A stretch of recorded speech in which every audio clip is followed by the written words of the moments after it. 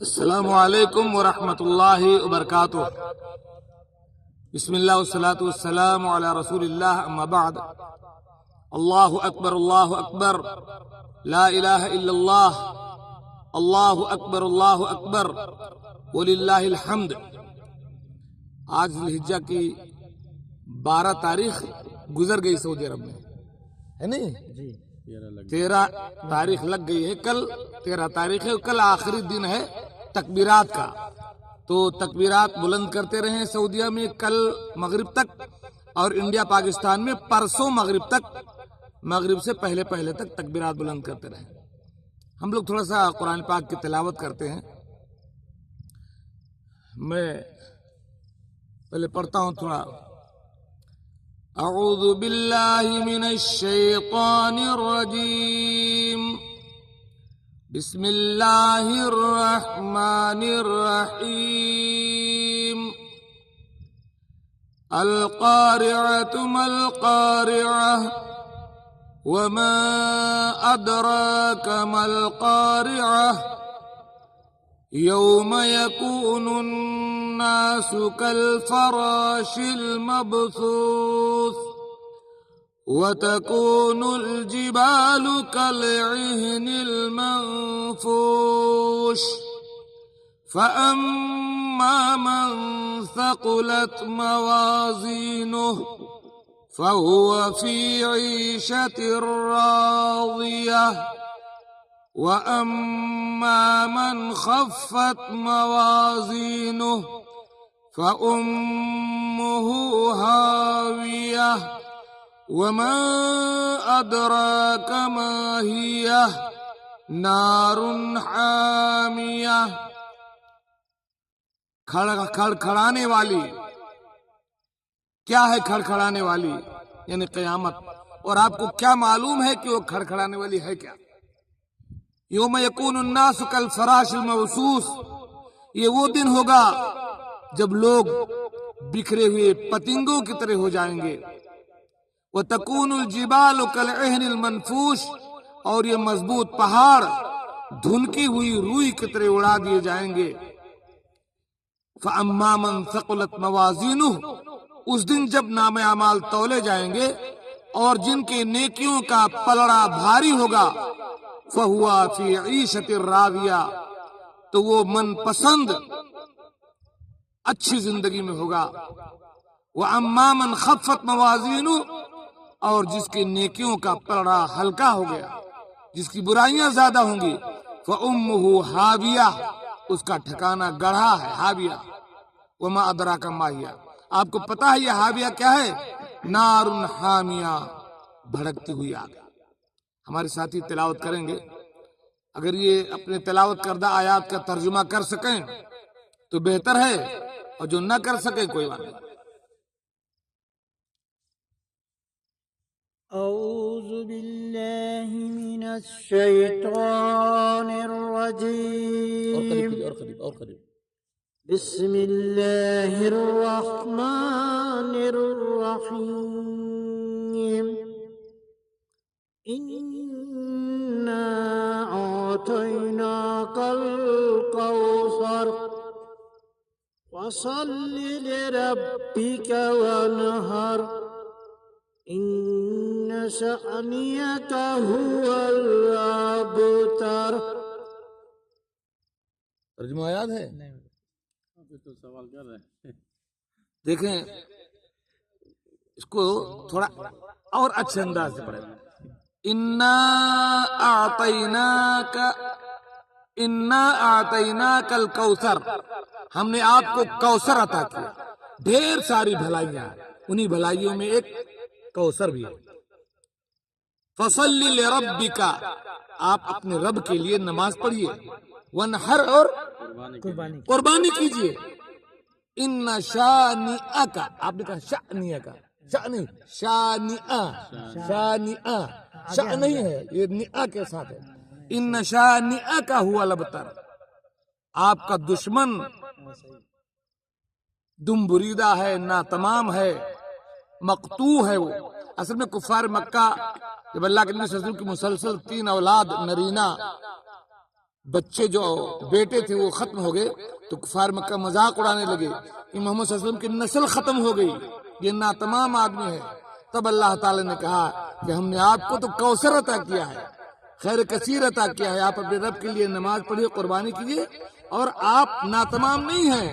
آپ کو جو دشمن ہے وہ ناتمام ہے، وہ دم بریدہ ہے۔ کون جانتا ہے ابو جہل کہاں ہے؟ کس کو پتا ابو لہب کی قبر کہاں ہے؟ اس کی اولاد کہاں ہے؟ پتہ نہیں۔ لیکن جناب محمد رسول اللہ صلی اللہ علیہ وسلم جس دن سے پیدا ہوئے ہیں اس دن سے لے کر کے آپ کی وفات تک ایک ایک لمحہ، ایک ایک بات، چلنا پھرنا، اٹھنا بیٹھنا کیسے تھے، بدن میں کتنے بال سفید ہوئے تھے، کیا ساری کی ساری چیزیں موجود ہیں، اور آپ کی قبر موجود ہے، اور آپ کے نام لیوا پوری دنیا کے گوشے میں لا الہ الا محمد سے۔ تو یہ قرآن نے چیلنج کیا، آپ کا دشمن آپ کہاں ختم ہونے والے؟ أعوذ بالله من الشيطان الرجيم بسم الله الرحمن الرحيم والعصر إن الإنسان لفي خسر إلا الذين آمنوا وعملوا الصالحات وتواصوا بالحق وتواصوا بالصبر والعصر قسم ہے زمانے کی، ان الانسان لفی خسر یقیناً تمام کے تمام لوگ خسارے میں ہیں، گھاٹے میں ہیں، الا الذین آمنوا سوائے ان لوگوں کے جو ایمان لائے، وعملوا الصالحات اور نیک عمل کرتے رہے، وتواصوا بالحق اور ایک دوسرے کو حق بات بتاتے رہے، وتواصوا بالصبر اور ایک دوسرے کو صبر کی بھی وصیت کرتے رہے، یعنی تلقین کرتے رہے۔ ماشاءاللہ ماشاءاللہ، کیا بات ہے، جزاک اللہ خیر۔ اعوذ باللہ منہ میں چھوکتا، اور قریب اور قریب، اور ایسا ایسا، ہلو ہلو ہلو، ادھر مجھے دیکھو، مسلم مجھے دیکھو، ایسا، ہاں، بسم اللہ الرحمن الرحیم، اور قریب کرو، ہاں۔ قل هو اللہ احد اللہ الصمد لم یلد ولم یولد ولم یکن له کفوا احد۔ ترجمہ: اے نبی صلی اللہ علیہ وسلم کہہ دیجئے وہ یعنی اللہ ایک ہے، وہ اکیلا ہے۔ لم یلد ولم اللہ الصمد، اللہ الصمد، وہ بے نیاز ہے، اللہ بے نیاز ہے۔ اللہ بے نیاز ہے۔ لم یلد ولم یولد، اس کو کسی نے پیدا نہیں کیا ہے، الٹا مت کرو، اس نے کسی کو نہیں جنا، پہلے ایسا، اس نے کسی کو نہیں جنا ہے۔ ہاں، ولم یولد، اس کو کسی نے نہیں جنا ہے۔ ایوہ، ولم یکن لہ کفوا احد، اور اس کا کوئی اور اس کا کوئی برابری کرنے والا برابری کرنے والا نہیں ہے۔ ماشاءاللہ۔ ہمارے مسلم بھائی نے کوشش کیا ترجمہ کرنے کی، خوشی کی بات ہے۔ قل هو اللہ احد، آپ کہہ دیجئے وہ اللہ اکیلا ہے۔ اللہ الصمد، اللہ بے نیاز ہے۔ بے نیاز کا مطلب یہ ہوتا ہے جو خود پاورفل ہو، اس کے پاس لوگ جائیں اپنی ضروریات لے کر کے، وہ کسی کا محتاج نہ ہو۔ لم یلد، اس نے کسی کو نہیں جنا، یعنی اس کا کوئی بیٹا نہیں ہے۔ ولم یولد، وہ جنا نہیں گیا، اس کا کوئی مائی باپ نہیں ہے۔ ولم یکن لہ کفوا احد، اس کا کوئی شریک نہیں، نہ اس کی ذات میں، نہ صفات میں، نہ اس کی عبادت میں، وہ ہر چیز میں اکیلا ہے۔ لا الہ الا اللہ وحدہ لا شریک لہ، لہ الملک ولہ الحمد وہو علی کل شیء قدیر۔ کوئی سوال کریں گے؟ 10 منٹ ہو گئے، 5 منٹ میں کچھ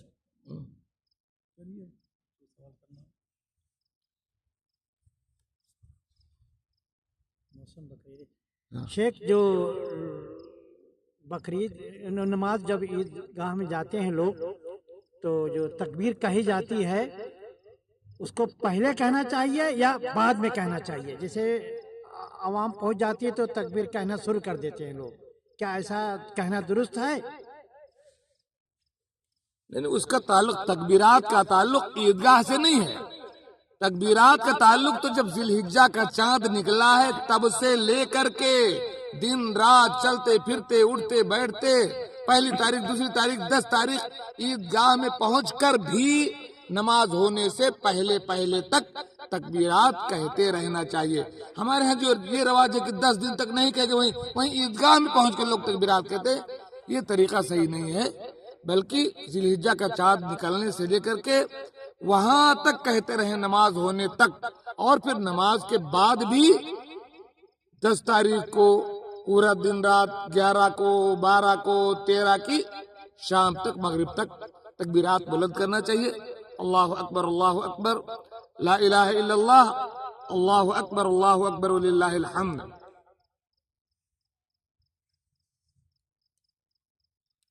شیخ سوال ہے کہ جیسے اپنی ادھر رائج ہے یہ گوشت کا تقسیم کرنے کا، اکثر ایسے ہوتا ہے، تو اگر ہم 2 بکرا یعنی کر رہے ہیں، ایک آج ایک دوسرے دن یا تیسرے دن، تو پہلے دن جس کے گھر پہ نہیں ہے وہاں دے دیتے ہیں، اپنے رشتہ داروں کو اور پڑوس میں کھلاتے ہیں، اور دوسرے دن کریں تو کیا اس میں بھی تقسیم کر کے یعنی پھر پہنچایا جائے، یا پھر ایسے ہی کھاؤ کہ اپنے پڑوسوں میں؟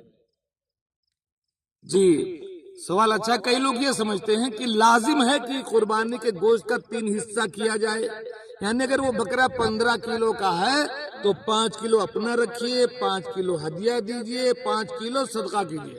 ایسا لازم نہیں بھائی، ضرورت کے ساتھ ہو سکتا ہے میرے گھر میں 15 افراد ہوں، ایک کو بوٹی دینے بھر کا نہ ہو تو خود پورا کھا سکتے ہیں، کوئی حرج کی بات نہیں، لیکن ایک دل کہتا ہے کہ تھوڑا بہت ہدیہ کر دے جائے، تھوڑا وہ کر کے، تو پہلے دن آپ دیں، اس میں سے بھی کھائیں اور دے دیں، دوسرے دن جو آپ نے کیا اس میں سے بھی کھائیں دے دیں، کوئی حرج کی بات نہیں۔ لیکن اگر آپ پہلے دن میں آپ نے تقسیم کر دیا ہے، اپنا آپ ڈھنگ سے نہیں کھا سکتے ہیں، تو دوسرے دن جو آپ قربانی کرتے ہیں اس کو آپ اپنے گھر والے پورا بھی کھا لیں تو کوئی حرج کی بات نہیں ہے۔ اور یہ تقسیم جو ہے نا، یہ ایک استحبابی بات ہے کہ اس کا 3 حصہ کر لیا جائے۔ 3 حصہ میں وہ بالکل ثلث ضروری نہیں ہے، 3 حصہ کا مطلب ہو سکتا ہے آپ 8 کلو اپنا رکھ لیں، 1 کلو ہدیہ دے دیں، آدھا کلو صدقہ دے دیں، بس تھوڑا سا تینوں کام ہو جائے تو بہتر ہے۔ ایک سوال آپ بھی کر لیں۔ شیخ میرا سوال یہ دوسرا ہے کہ جو لوگ جس کے نام قربانی ہوتی ہے اس کو بال ناخن نہیں کٹوانا چاہیے، اس کے ساتھ کیا اور جو لوگ ہوتے ہیں فیملی میں کیا ان کو بھی نہیں کٹوانا چاہیے؟ ہاں جی، اللہ کے نبی صلی اللہ علیہ وسلم نے فرمایا اذا رأیتم ہلال ذی الحجہ، صحیح مسلم کی روایت ہے، ام سلمہ اس حدیث کی راویہ ہیں، اذا رأیتم ہلال ذی الحجہ واراد احدکم ان یضحی فلیمسک عن شعرہ واظفارہ، جب ذی الحجہ کا چاند نکل جائے اور تم قربانی کی نیت کر چکے ہو تو جو آدمی قربانی کر رہا ہے اس کو چاہیے کہ قربانی کا جانور ذبح ہونے تک اپنے بال ناخون، اور ایک حدیث میں ہے ولا بشرا، چمڑے کو بھی نہ نکالے۔ علماء کا اس میں 2 بات ہے۔ پہلی بات تو یہ کہ کیا یہ بال نہ کاٹنا یہ واجب ہے؟ اگر کوئی کاٹ لیا تو گنہگار ہوگا کہ نہیں؟ یا یہ کہ سنت مؤکدہ ہے، اگر کوئی پابندی کرتا ہے تو بہت اجر پائے گا، پابندی نہیں کر سکا تو گنہگار نہیں ہوگا؟ تو یہ کہ مباح ہے، کچھ نہیں۔ تو حنفیہ کے ہاں یہ مباح ہے۔ مباح کا مطلب ہے کہ کرنے نہ کرنے میں کوئی ثواب گناہ کی بات نہیں۔ دوسری بات جو سب سے مضبوط ہے وہ جمہور محققین کی ہے، جمہور علماء کے نزدیک یہ سنت مؤکدہ ہے، اس کی پابندی کرنی چاہیے، جو قربانی کر رہا ہو بال ناخن نہ کاٹے، لیکن اگر وہ کاٹ لیتا ہے تو گنہگار نہیں ہوگا۔ سنت مؤکدہ کا مطلب یہ ہوتا ہے کہ کرنے سے ڈھیر سارا اجر ملے گا، نہ کرنے سے آپ کو گناہ نہیں ملے گا۔ مثال کے طور پر آپ ظہر کی نماز میں 4 رکعت پہلے سنت ہے، 2 رکعت بعد میں سنت ہے، لیکن اگر آپ گئے، وقت کم ہے آپ کے پاس، خالی فرض پڑھ کر چلے آئے تو آپ گنہگار نہیں ہوں گے۔ ایسے ہی اگر آپ نے پابندی کی چمڑے اور بال نہ کاٹنے کی تو آپ ثواب آپ کو ملے گا، نہیں کی تو آپ کو کوئی گناہ نہیں ملے گا۔ تیسرا قول ہے حنابلہ کا اور ظاہریہ کا اور بہت سارے علماء کا کہ یہ اس پر عمل کرنا واجب ہے، اگر آپ کاٹیں گے تو گنہگار ہوں گے۔ خیر، میں نے راجح بات بتا دی کہ واجب والا قول راجح نہیں، راجح یہی کہ وہ سنت مؤکدہ ہے۔ دوسرا سوال یہ کہ وہ سنت ہے یا واجب ہے کس کے لیے؟ جو قربانی کا مالک ہے، رب البیت ہے، صاحب البوت ہے، جس نے پیسہ لگایا ہے، اسی پر یہ واجب ہے، یا اس کی بیوی، بچے، اماں ابا، بھائی بند، گھر میں جتنے لوگ ہیں سب کے اوپر بال ناخن نہ کاٹنا ضروری ہے؟ تو اس میں صحیح بات یہ ہے کہ جو قربانی کا مالک ہے، یہ پابندی صرف قربانی کرنے والے کے لیے ہے۔ گھر والے اگرچہ اجر میں پورے کے پورے شریک ہیں، لیکن ان کے اوپر بال ناخن کاٹنے کی پابندی نہیں ہے۔ اللہ تعالیٰ سے ہم دعا کرتے ہیں کہ اللہ تعالیٰ ہمیں دین کو سمجھنے کی اور اس پر صحیح طور پر عمل کی توفیق دے، آمین۔ السلام علیکم ورحمۃ اللہ وبرکاتہ۔